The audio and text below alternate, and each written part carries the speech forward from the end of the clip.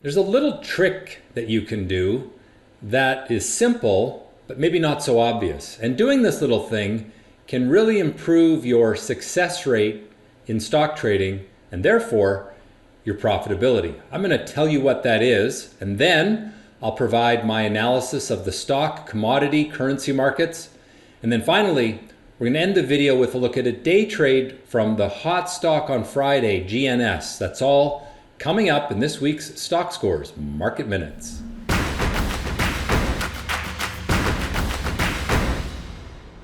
All right, so whether you're a day trader, swing trader, position trader, there's a little technique that you can use which will increase your success rate, your probability of being profitable. It's not hard. It just simply requires an extra step to make sure that the trade that you're taking really has all things going for it. And that simple technique, that little trick, is to look for what I call time frame confirmation. Now, what does that mean? Well, let's say you're a swing trader. Swing trader, for me anyway, I would typically take my buy signals off of the 13-minute or perhaps the 15-minute chart. But the trick is to then look at the 1 or 2-minute chart and also the daily chart to make sure that all of those things are telling you to do the same thing. Now, what I'll tend to do is look at the daily chart to see if it's somehow positive. If I'm looking for a buy signal, I want to see that the daily chart has some perhaps upward momentum or optimism. But when I go to the shorter term time frame, I'm going to look for a confirming signal that the buyers are in fact wanting to push that stock up. Now, this makes a lot more sense when we look at an example. So let's do that now. Here is the daily chart of GNS. This was a hot stock last week. And coming into Friday's trading session, you can see that the stock was moving up quite nicely, trading a little more volume than normal. The stock's been in play for a while. You can see that with the volume and also the price movement to the upside. So at a minimum, the daily chart shows us that something's going on.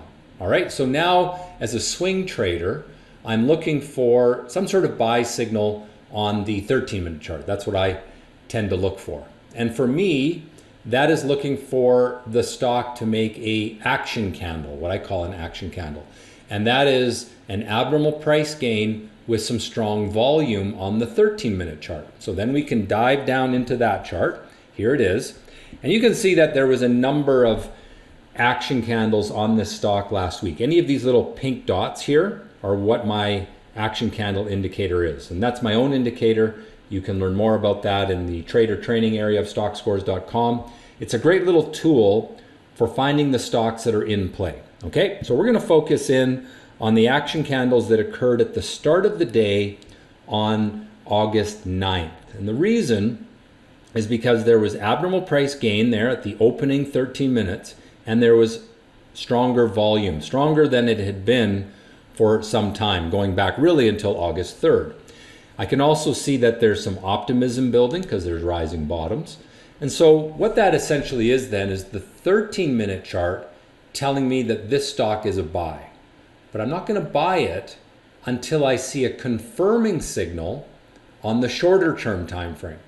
So I've got the long-term time frame, the daily, saying the stock has got buyer interest. I've got the 13-minute chart giving me a buy signal with that strong price break from low volatility. And that's what the action candle looks for. And then the third thing that I'm now going to look for is some kind of pattern break, some kind of confirming signal on the 1-minute chart that tells me the stock is a buy. So let's jump to the 1-minute chart now. Here it is for August 9th. And there you can see a little pennant pattern was building. And right here is a break from a pennant pattern. Now, if you know anything about chart analysis, you'll know that that is a positive sign that the stock is likely to go higher. It's a break from a predictive chart pattern. So now I'm going to time my entry. I'm still basing the entry off of the 13-minute chart, but I'm going to buy it now because the 1-minute chart is telling me again, now for the third time, that this stock is a buy. So my buy point is right here. And I'm going to put my stop based on the 13-minute chart. Go back to that. I'm buying in here, and my stop is going to be down there. All right? No, sorry. Buying here, and the stop is going to be there, not this one. This was another buy signal that came the next day. All right, so buying here, stop down there. Daily chart was telling me buyers are excited. 13-minute chart's telling me it's a buy time, and then the 1-minute chart specifically that confirming signal.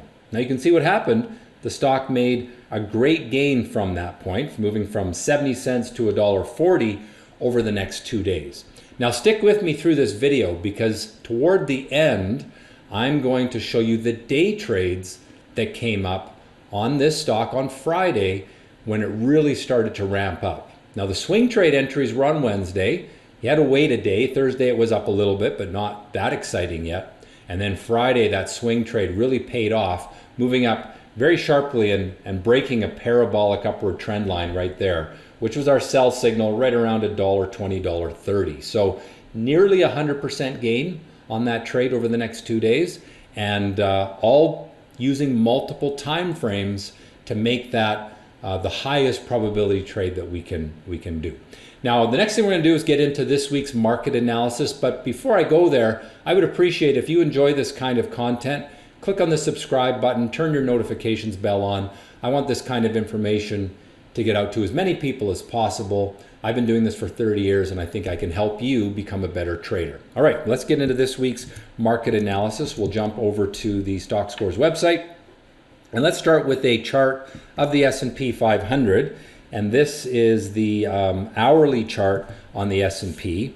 Let's draw some lines on here. So you can see that there was some price gains, and then that broke down early in August, and we've been sliding lower. So in the very short term, we've got a negative trend in the S&P, but for the month, we're essentially sideways. We're just kind of doing this.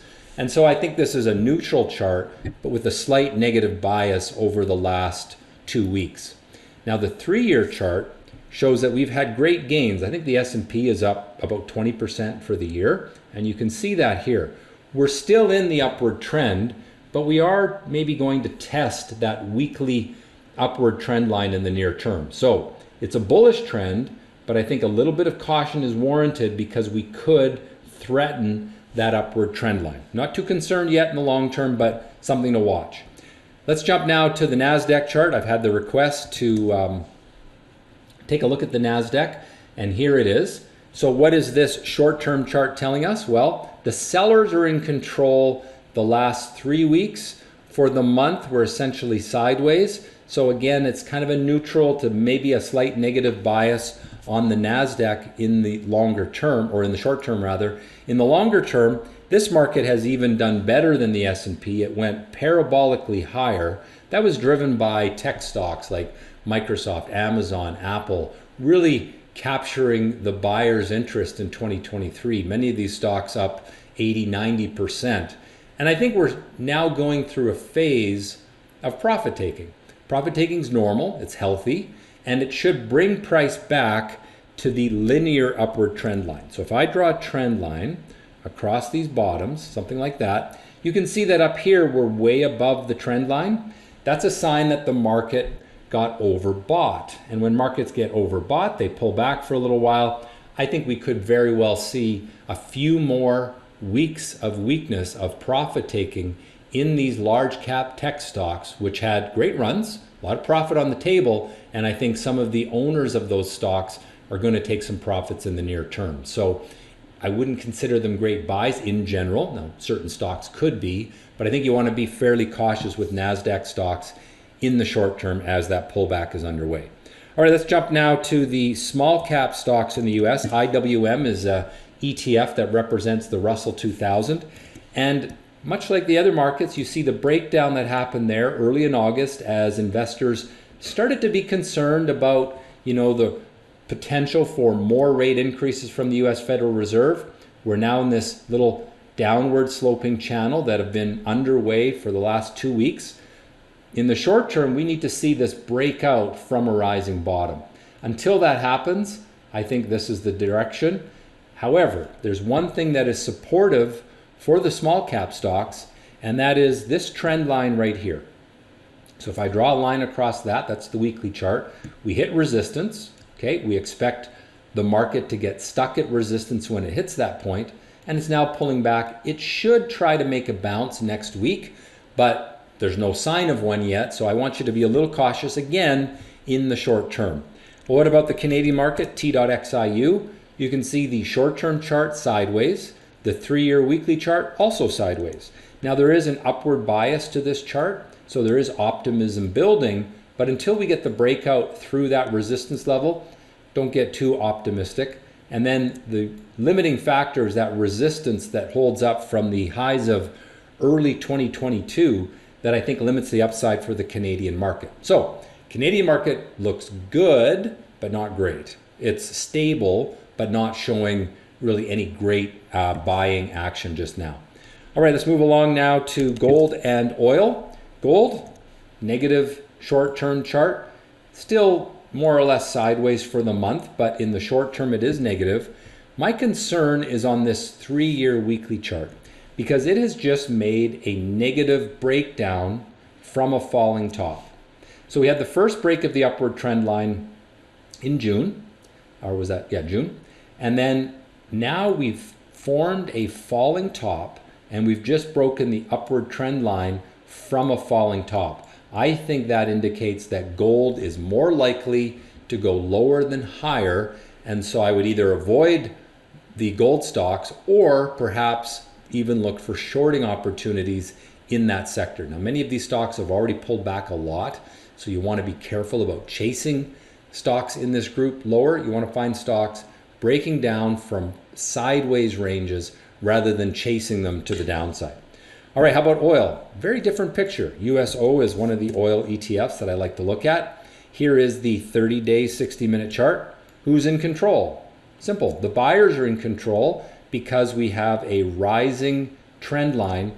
Rising bottoms on a chart are a sign of investor optimism. And as long as that's in place, this remains a pretty good market in the short term.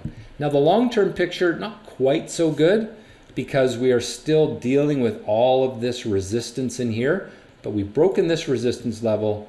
Now we've got to deal with this one, and then we're going to deal with this one. So I think, maybe it'd be healthy to make a little rising bottom, but I do think that the oil market more likely to go higher than lower.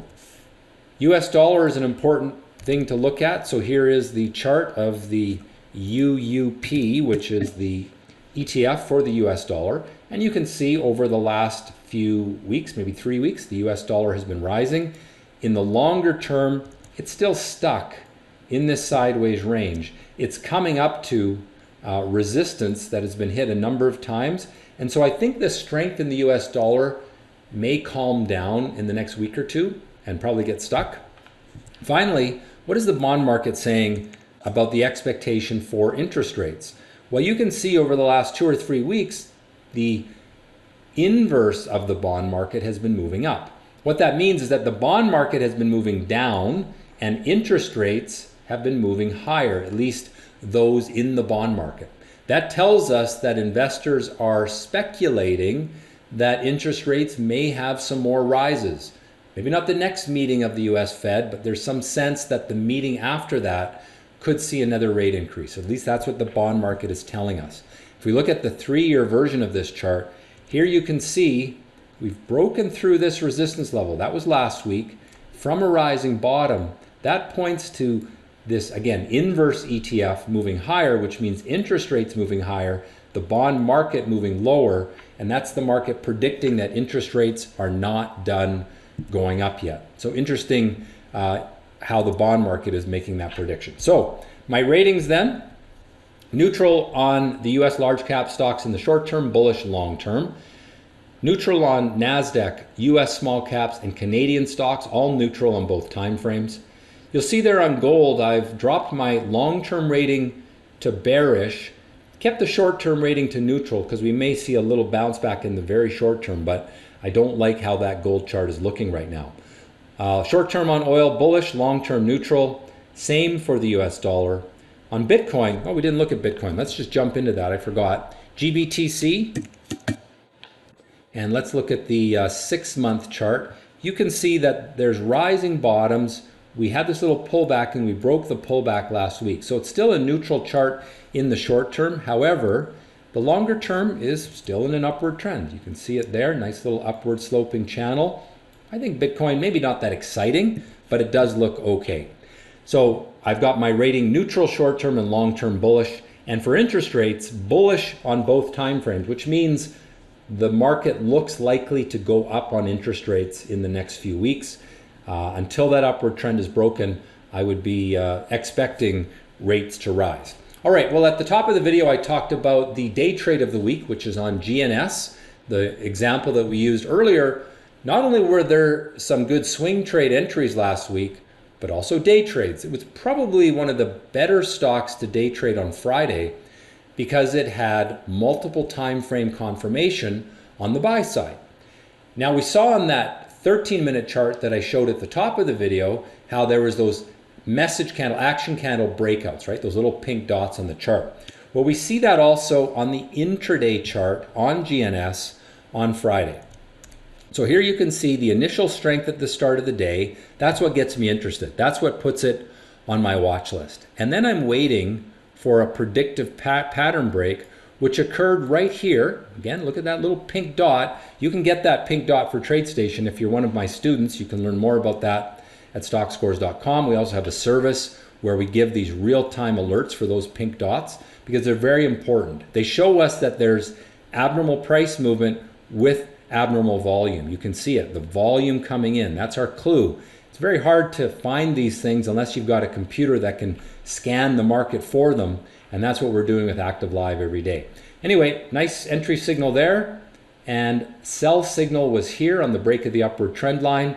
In risk reward terms, your entry's there, your stop would be down here, and so you made about 4 times your risk to the upside. That means if you risk $1,000, you're looking at a $4,000 profit. Of course, if you risk $100, then you're looking at a $400 profit. Simple ideas based on the thing that we talked about at the top, time frame confirmation. As the day trader, we look for the 13-minute chart to tell us it's a buy, and then we timed our entry as a day trade off of the 1-minute chart. Simple concept, a little trick that I learned a long time ago. It really helps your performance in the market. If you've enjoyed this video, please click the like button. Leave a comment about the kinds of things you would like to see me cover in future weeks. And again, please subscribe to the channel. The more subscribers we get, the more videos I'm happy to do. Hope you've enjoyed this week's video. As always, trade well.